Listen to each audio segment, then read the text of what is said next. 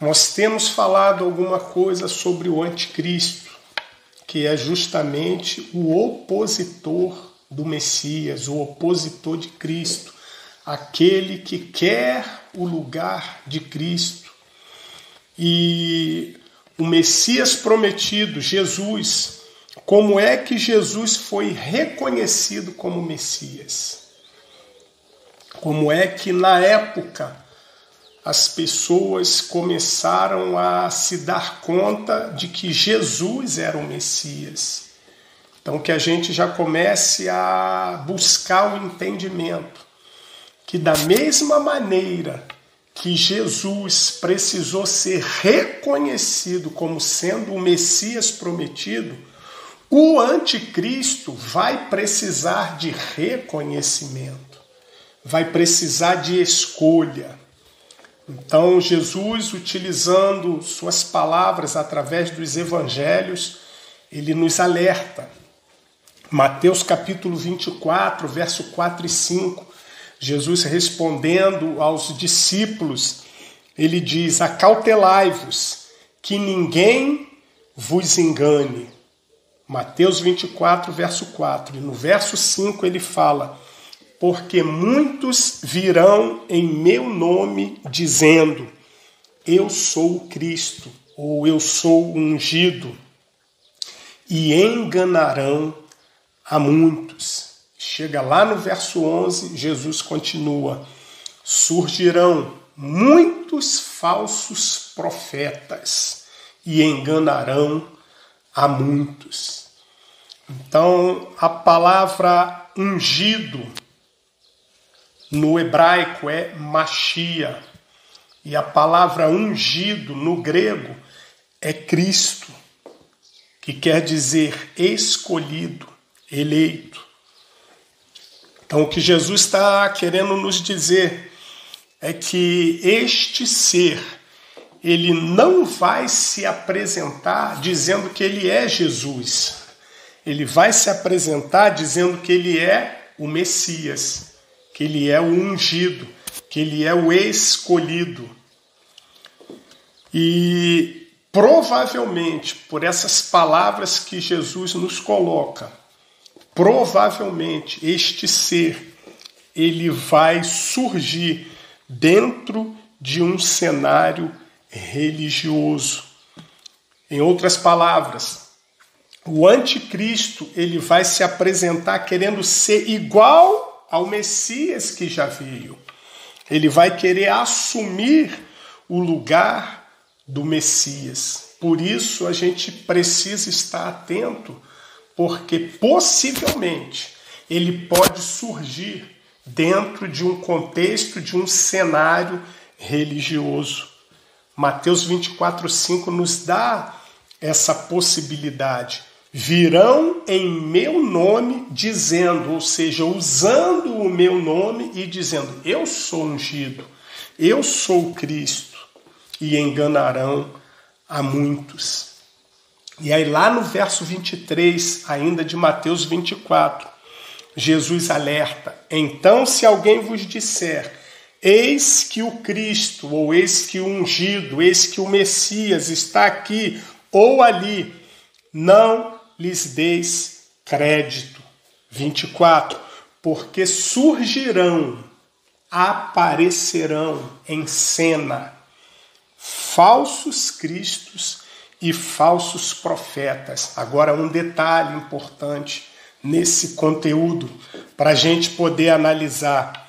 Olha o que Jesus fala: surgirão falsos cristos e falsos profetas, e farão tão grandes sinais e prodígios, que, se possível fora, enganariam até os escolhidos. Jesus está nos alertando que uma das maneiras dos falsos ungidos e falsos profetas enganarem nesses últimos tempos é operando grandes sinais e prodígios.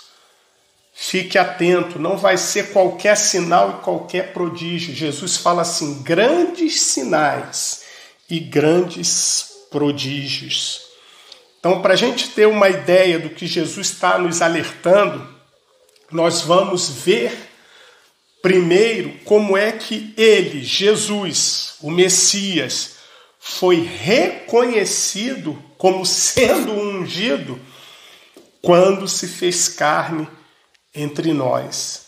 Então, pegando as próprias palavras de Jesus, no Evangelho de João, no capítulo 5, no verso 39, Jesus, falando com os seus discípulos, ele fala: examinai as Escrituras, porque vós cuidais de ter nelas a vida eterna. E aí ele conclui esse versículo. E são elas quem? As Escrituras, que de mim testificam. Jesus está falando para os discípulos, olha, examine as Escrituras, porque as Escrituras falam de mim, dão testemunho de mim. Na sequência, ele aponta para os discípulos que Escrituras testificam dele, dão testemunho dele. João 5, 46 e 47. Porque se vós cresces em Moisés, creríeis em mim, porque de mim escreveu ele. Jesus está falando, Moisés escreveu sobre mim. Ok? Lucas 24, 44. Todos esses textos no Novo Testamento estão nos apontando como é que Jesus foi reconhecido. Ok? O que levou um reconhecimento. Claro que ele também foi rejeitado, mas ele precisou ser reconhecido como Messias. E ele está dizendo para os discípulos, olha, Moisés escreveu a meu respeito. Examinem as Escrituras, porque as Escrituras falam de mim. Lucas 24, 44. Em seguida disse, enquanto ainda estava com vocês, eu lhes falei que devia se cumprir tudo o que a lei de Moisés, os profetas e os salmos diziam a meu respeito. Então Jesus está sendo claro aqui, olha, a lei de Moisés, os salmos e os profetas dão testemunho de mim. Quer saber quem eu sou? Vai examinar essas Escrituras. João capítulo 1, verso 45, vai dizer Filipe, achando Natanael e dando uma grande notícia para Natanael. Olha o que Filipe fala. João 1,45. Havemos achado aquele de quem Moisés escreveu na lei e os profetas, Jesus de Nazaré, filho de José. Então, cada escritura, cada história, cada acontecimento relatado na lei de Moisés, nos salmos e nos profetas, apontavam, indicavam, mostravam as evidências de quem seria o Messias, da pessoa do Messias, do Machia, do escolhido, do ungido, do Cristo. Então, cabia aos estudiosos da época identificarem quem era o Messias prometido, estudando as Escrituras. Então, no conteúdo passado, nós vimos que para nos proteger do falso Messias, precisamos conhecer intimamente o verdadeiro. Então, nós estamos num tempo de ensino, nós estamos analisando, estudando as Escrituras. E dentro dessas Escrituras, Jesus fala, olha, a lei de Moisés, os salmos e os profetas dão testemunho de mim. Então, esses textos do Novo Testamento, eles são chave para a nossa reflexão sobre como Jesus foi identificado como sendo o ungido, como sendo o Messias, ok? Nós vemos, então, em João 5,39, que Jesus fala para os discípulos, examinem as Escrituras. Lucas 24, Jesus falando, olha, a lei de Moisés e os profetas e os salmos falam de mim. Felipe e Natanael, Felipe dizendo, olha, achamos aquele de quem fala Moisés e os profetas. Então, algo nós temos com muita clareza, que o Messias seria identificado, pelo que a lei de Moisés, os salmos e os profetas falavam sobre ele. Agora, quem buscava identificar o Messias, o ungido? No tempo de Jesus, haviam duas principais classes dentro de Israel. Uma classe era mais religiosa, a outra classe era mais política, que eram os saduceus. E a classe mais religiosa eram os fariseus. E os fariseus, eles se especializaram em estudar a lei de Moisés, o Salmo e os profetas.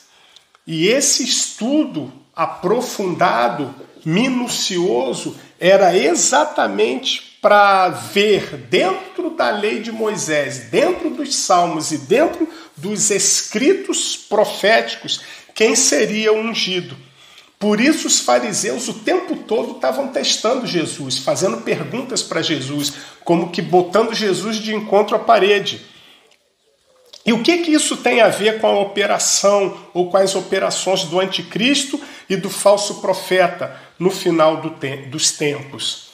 Segundo o pensamento religioso que havia na época, estamos falando dos fariseus que estavam estudando a lei de Moisés, os salmos e os profetas para saber quem era o Messias, quem era o ungido.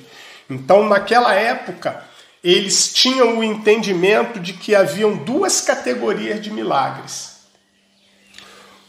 Uma categoria de milagre, qualquer pessoa que era abençoada com o poder de Deus poderia realizar vários milagres.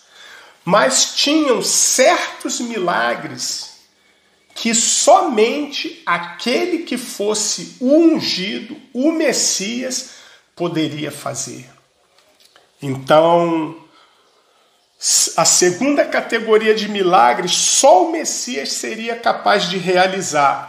E haviam pelo menos 4 tipos de milagres que só o Messias poderia realizar. Um deles, curar leprosos, porque a lepra, segundo a interpretação deles, era como que um castigo, uma punição de Deus, e somente o próprio Deus teria autoridade para remover a lepra. Então, aquele que curasse um leproso, esse pode ser o Messias, esse pode ser o ungido. Mas não só os fariseus, mas também os saduceus e o povo, eles ficavam na expectativa de quem seria o Messias, quem seria o ungido, quem seria o Machia, né? E eles também eram estudiosos da lei.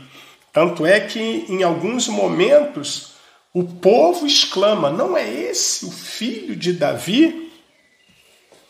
Nós vemos uma segunda categoria de milagres que eles entendiam que somente o Messias poderia fazer, e nós vemos isso relatado em Mateus capítulo 12, verso 22 e 23, porque na cultura judaica, né, tanto é que alguns segmentos ainda hoje, alguns segmentos religiosos utilizam essa prática na expulsão de demônios. Então, o sacerdote, para expulsar um demônio, ele perguntava qual era o nome daquele demônio. E quando o demônio falava o nome dele, o sacerdote o expulsava. Se você lembrar, num episódio de Jesus, ele pergunta acho que para o gadareno: qual é o teu nome? E a resposta é: eu sou legião, porque somos muitos. Não é isso? Mas Jesus chegou, está em Mateus 12, 22 e 23. Jesus chegou diante de um menino que era mudo e cego. Como é que alguém vai expulsar o demônio de um mudo se o mudo não pode falar?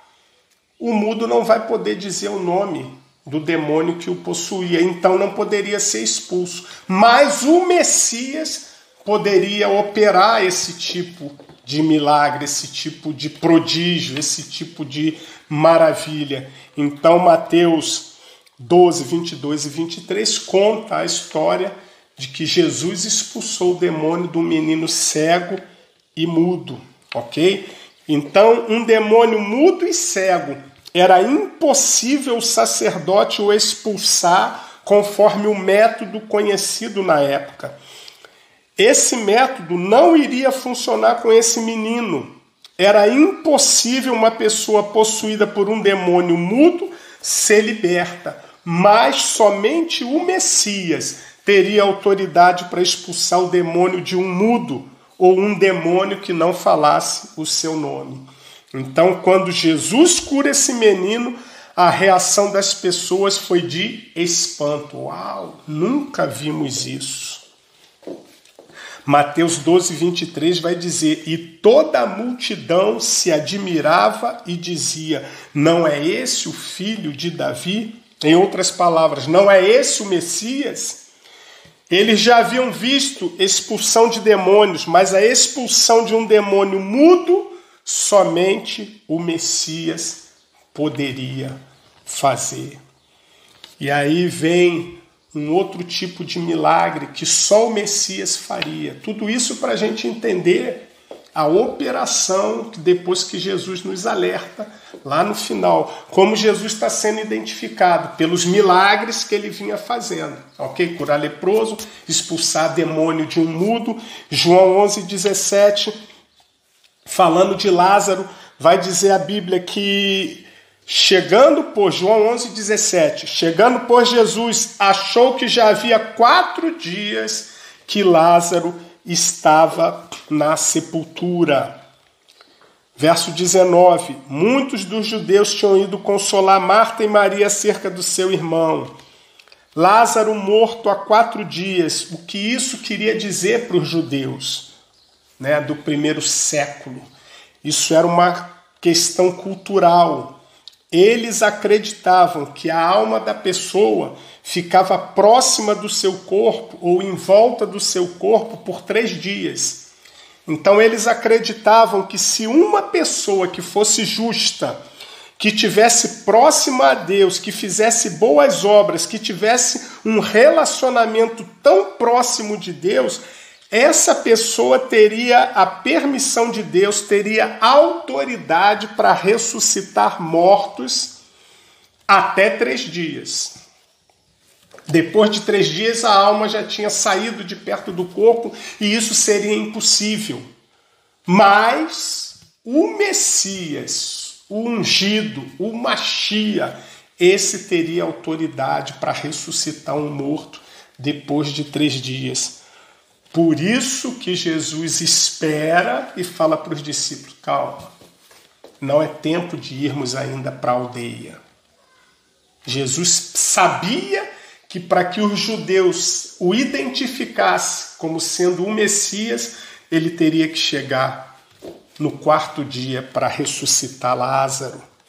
Depois do 3º dia, ninguém teria autoridade para ressuscitar morto, a não ser que ele fosse o Messias.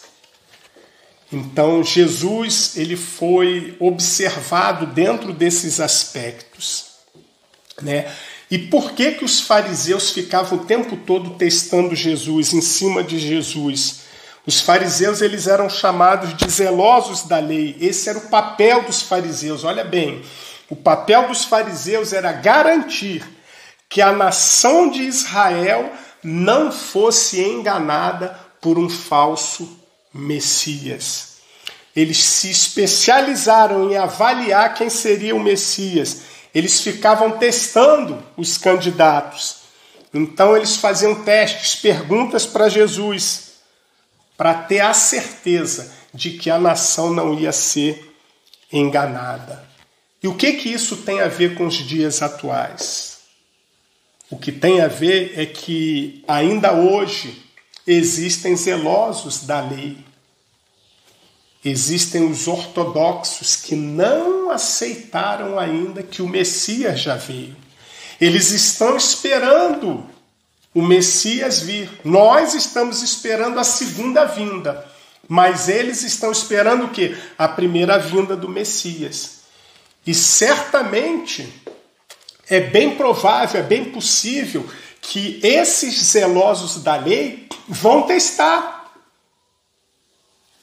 Aquele que vai vir dizendo, eu sou ungido, eu sou o Messias, eu sou o Cristo, ok?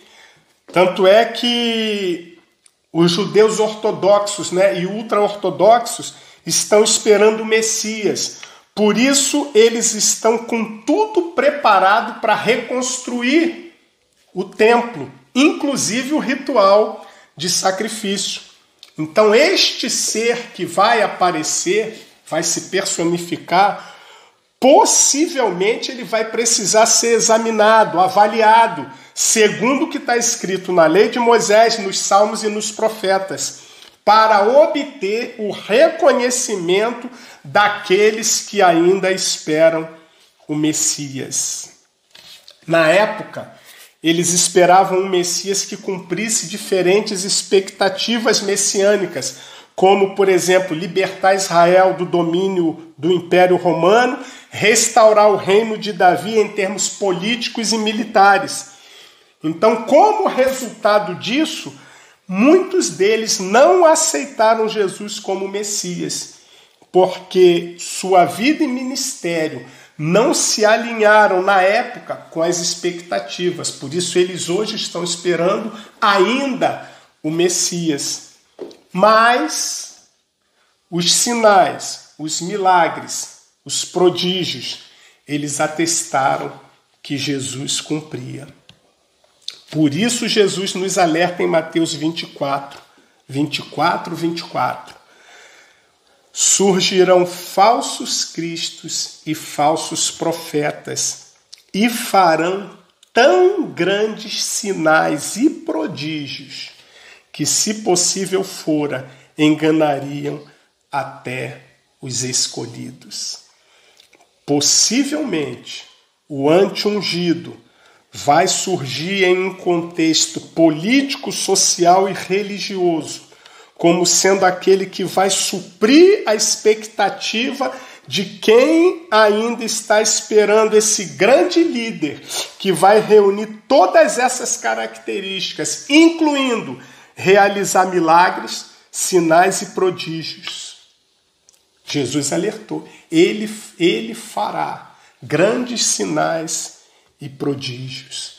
Então, uma das coisas que precisamos estar vigilantes nesses últimos tempos é que milagres, sinais, prodígios e maravilhas não são evidências para respaldar o ungido.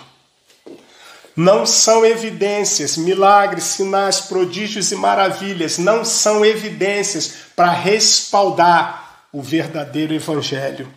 Pois estas operações, segundo Jesus está nos dizendo, o próprio anticristo vai fazer. E segundo Jesus está nos dizendo, o que está escrito em Mateus 24, esses sinais, grandes sinais e grandes prodígios vão enganar a muitos. Então, o objetivo desse conteúdo é te levar à reflexão, ao cuidado. Jesus falou, acautelai-vos, para que ninguém vos engane. Cuidado na busca pelos milagres. Vamos procurar conhecer quem está operando esses milagres, esses sinais. Quem está revelando CPF, data de nascimento, endereço e por aí vai. Jesus falou que a obra do engano viria por meio de feitos admiráveis. 1 João 2,18, João fala, filhinhos, já é a última hora, e como ouviste que vem o anticristo, no singular, também agora muitos se têm feito anticristos, porque conhecemos que já é a última hora. O anticristo no singular, ele está fazendo referência ao ser que vai se apresentar e se personificar no final dos tempos.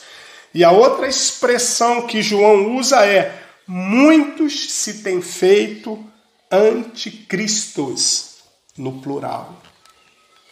Então João está escrevendo a igreja da Ásia, na Ásia Menor, que hoje é Turquia. Naquela época já haviam falsos mestres que haviam criado uma divisão entre os membros da igreja local, que estava levando alguns à apostasia. Era um ensino enganoso, conhecido como gnosticismo. Por isso João usa a expressão: muitos se têm feito anticristos. Então, não importa sinais e prodígios. E por que eu estou falando isso? Porque os anticristos se apresentaram desde aquela época com falsas doutrinas, a quem Jesus também chama de falsos profetas. Virão falsos cristos ou falsos ungidos e falsos profetas. E eu quero deixar aqui para você uma dica. Existe um manuscrito que ele é muito pouco comentado. Se chama Didaquê. O Didaquê é um manuscrito que foi escrito pelos apóstolos. Ele é conhecido também como a Instrução dos 12 Apóstolos ou a Doutrina dos Apóstolos. Os apóstolos fizeram esse conteúdo de instruções para a igreja do primeiro século. E tem um capítulo do Didaquê que os apóstolos dedicaram para alertar a igreja quanto aos falsos profetas. Ok? Por isso que Jesus falou, eles virão fazendo sinais prodígios. Isso não é o suficiente para que a gente fique maravilhado. Precisamos identificar quem está por trás desses sinais e prodígios. E os apóstolos deixando essa orientação para a igreja do primeiro século. Eu vou botar na descrição o link para você achar, né, o Didaquê.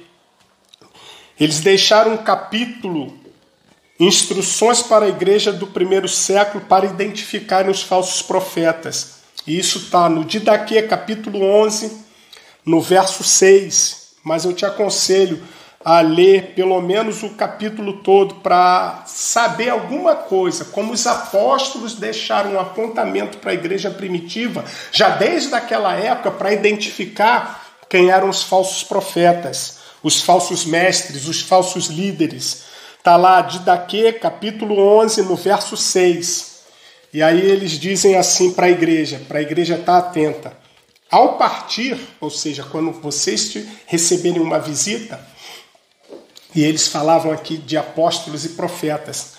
Quando vocês receberem uma visita, o apóstolo, ao partir, não deve levar nada a não ser o pão necessário para chegar ao lugar onde ele deve parar.